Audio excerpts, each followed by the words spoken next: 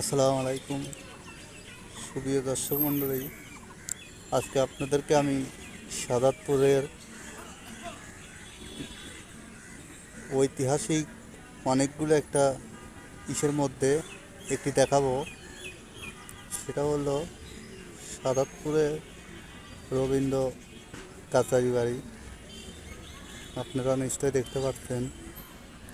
হ্যাঁ, এটা সাদাতপুরের এটা এবছরে খোলা হয়েছে। প্রত্যেক বছরে একবার করে খোলা হয়। তো ভিতর থেকে ভিডিও করতে দেয় না। আমি এই একটা ভিডিও করতেছি আপনাদেরকে দেখার জন্যে।